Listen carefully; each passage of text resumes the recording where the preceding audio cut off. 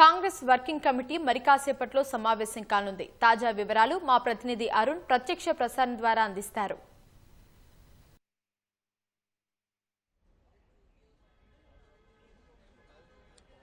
Thank you Uma. కొద్దిసేపటి క్రితమే Congress working committee భేటీ అయింది.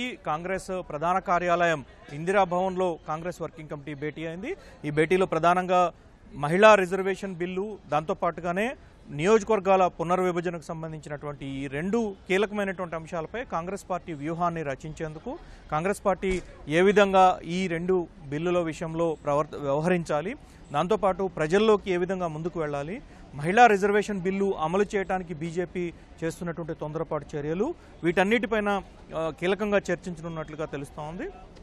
ప్రధానంగా మహిళా రిజర్వేషన్ బిల్లు తొలుత 2026 జనాభా లెక్కలు పూర్తయిన తరువాత నుంచి అమల్లోకి తీసుకురావాలని చెప్పి ఆమోదించారు. దానికి అనుగుణంగానే చట్టంలో సవరణ చేయడం జరిగింది. ప్రజాప్రాతినిధ్య చట్టంలో సవరణలు చేసి మహిళలకు 33% రిజర్వేషన్ కల్పించాలని చెప్పి కేంద్ర ప్రభుత్వం నిర్ణయించింది. అందుకు అనుగుణంగా చట్టరూపాన్ని కూడా తీసుకొచ్చారు. అయితే ఇప్పుడు 2011 జనాభా లెక్కల ప్రకారమే జనాభా లెక్కలను ప్రాతిపదికగా తీసుకొని 33% మహిళా రిజర్వేషన్ను అమలు చేయాలని చెప్పి కేంద్ర ప్రభుత్వం సంకల్పిస్తోంది. అందుకు అనుగుణంగానే ఇప్పుడు తాజాగా మరొక చట్ట సవరణ బిల్లును, మహిళా రిజర్వేషన్స్ సంబంధించినటువంటి చట్ట సవరణ బిల్లును కేంద్ర ప్రభుత్వం తీసుకొస్తోంది. దీనిపైన ప్రధానంగా కాంగ్రెస్ పార్టీ డిమాండ్ చేస్తోంది 2026 లో ప్రస్తుతం జరుగుతున్నటువంటి జనాభా లెక్కలను ప్రాతిపదికగా తీసుకోవాలని చెప్పి కాంగ్రెస్ పార్టీ డిమాండ్ చేస్తుంది. అయితే తొందరపాటు చర్యలతో ఇప్పటికిప్పుడు ఎందుకు మహిళా రిజర్వేషన్ బిల్లును తీసుకొస్తున్నారనేటువంటి అంశాన్ని ప్రధానంగా కాంగ్రెస్ పార్టీ లేవనెత్తుంది. కేవలం రాజకీయపరమైనటువంటి లబ్ధి పొందటం కోసం మాత్రమే ఈ రకమైనటువంటి చర్యలకు కాంగ్రెస్ అధికారంలో ఉన్నటువంటి ఎన్డీఏ కూటమి పాల్పడుతోందని, అయితే ఇది కేవలం 2029 ఎన్నికల్లో బీజేపీ కానీ ఎన్డీఏ ప్రభుత్వానికి కానీ ప్రజల్లోకి వెళ్ళటానికి ఏ రకమైనటువంటి అవకాశాలు లేవు. ప్రతి అంశాన్ని ప్రజల ముందుకు తీసుకువెళ్ళటానికి కాంగ్రెస్ పార్టీ సిద్ధమైంది.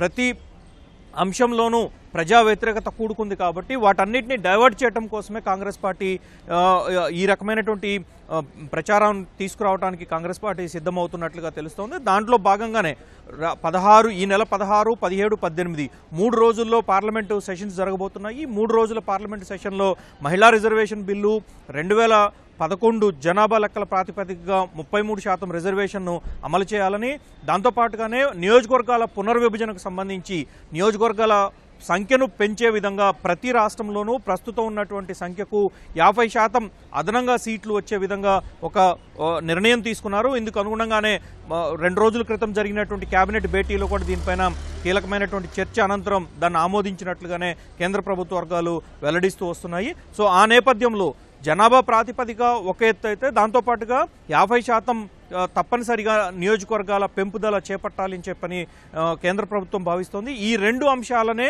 3 రోజుల పాటు జరిగేటువంటి చర్చల్లో 16, 17, 18 ఈ 3 రోజుల పాటు జరిగేటువంటి పార్లమెంటు చర్చల్లో కీలకంగా ఈ రెండు బిల్లులను ముందు పెట్టి ఈ రెండు బిల్లులకు చట్టరూపం తీసుకురావాలని చెప్పి కేంద్ర ప్రభుత్వం భావిస్తోంది. అయితే దీనికంటే ముందు కాంగ్రెస్ పార్టీ భేటీ అయ్యి ఈ రోజు జరిగేటువంటి భేటీలో ప్రధానంగా మహిళా రిజర్వేషన్ బిల్లు, దాంతోపాటుగా డిలిమిటేషన్కి సంబంధించి నియోజకవర్గాల పునర్విభజనకు సంబంధించినటువంటి ఈ రెండు అంశాలపైన దేశవ్యాప్తంగా ఏ విధమైనటువంటి చర్చ జరుగుతోంది, దాంట్లో కాంగ్రెస్ పార్టీ ఏ విధంగా వెళ్ళాలి, దాంతోపాటు మహిళా రిజర్వేషన్స్ బిల్లును తీసుకురావడంలో కాంగ్రెస్ పార్టీ కీలకమైనటువంటి పాత్ర పోషించిందనే విషయాన్ని ప్రజల్లోకి తీసుకెళ్లేందుకు, బలంగా దాన్ని ప్రజల్లోకి ప్రచారం చేసేందుకు ఏ విధమైనటువంటి కార్యాచరణ రూపొందించాలనేటువంటి విషయాలపై కూడా కాంగ్రెస్ చర్చించడానికి ఆస్కారం కనిపిస్తోంది. దాంతోపాటుగానే భేటీకి ముందే ఇటీవల మరణించినటువంటి కాంగ్రెస్ సీనియర్ నేత మహసినా కిద్వాయికి సంతాపం తెలపనున్నటువంటి ఏఐసీసీ అందుకు అనుగుణంగానే ఒక సంతాప తీర్మానాన్ని కూడా ఆమోదించనున్నట్లుగా కాంగ్రెస్ పార్టీ వర్గాలు వెల్లడించాయి.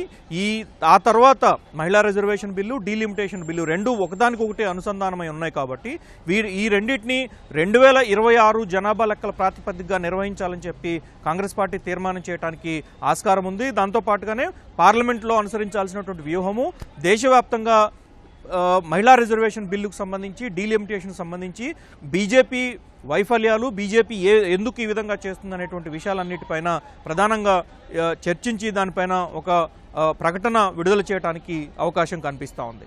ఉమా.